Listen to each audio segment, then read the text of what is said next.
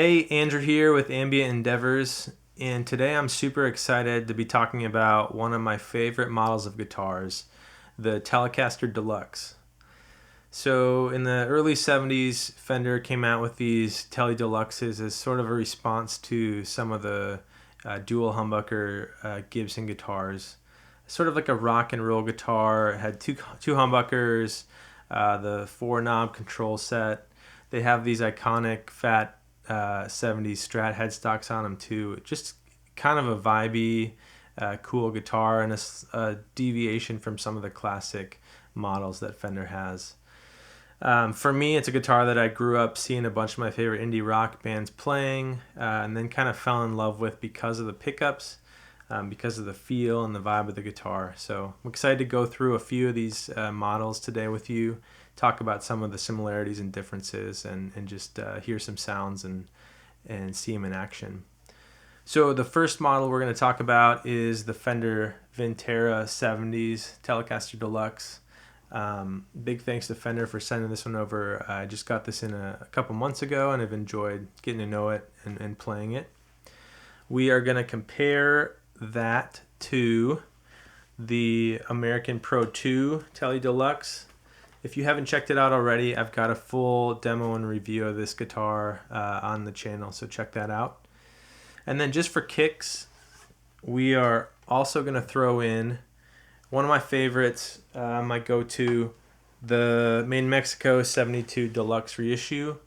This one is special to me, and it's cool. I put some Lollertrons in it, put a mastery bridge on it, and we'll throw it in the mix and see how it sounds next to the other two. So let's run down some of the specs on all these guitars, starting with what they all have in common. So they're all alder body, solid body electrics with maple necks, maple fretboards. They've all got the two humbuckers with the four knob control set. And that's kind of where they start to differ. So we'll start with the Vintera 70s as kind of our frame of reference and compare it to the other two. So the Vintera, like I said, is kind of a replacement for the 72 reissue. It's a Mexican-made guitar. They have revoiced the wide range pickups in here, which I think sound better than the stock ones in that guitar did originally. The fretboard radius is 9.5 inches on this, which makes for a little bit steeper of a more rounded feel. And it's got the six saddle bridge here, and in a lot of ways it feels and plays really similarly to the 72 Deluxe reissue. So from here we'll jump to the American Pro II Tele Deluxe. This one has the most modifications and I would say upgrades in the Tele Deluxe form. There's also some deviations from the original that you may or may not like. So the big thing is the pickups, the Alnico V-Mod 2 pickups. They sound like slightly lower output, smooth humbuckers, but the nice thing is you've got coil tapping too with this system, so you can incorporate a lot of single coil sounds in with it. For the purpose of this video to compare, we're going to stick with the humbucker tones. This one also has a deep C. It's sort of a contoured neck as you get down the neck here. It changes shape a little bit. Super comfortable with the rolled fretboard too here. I've enjoyed playing this a ton, and it just from the minute I got it has been a really comfortable, well playing guitar. These are a little bit thinner frets on the American Pro II. You also have a nice kind of tapered, smoothed out heel here by the cutaway, which is great. And 3-barrel brass saddles, which kind of adds to the Tele twang and pop. If you want it to, you can also go straight through the bridge here or through the body on this one. You've also got some nice features like bone nut, treble bleed on the volume controls here in the American Pro II, but you don't get the true wide range pickups, so some people might not mind that, some people might be bummed about that, but that's what you get with the American Pro II.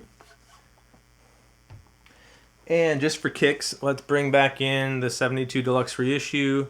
Again, Mexican made, maple board, maple neck.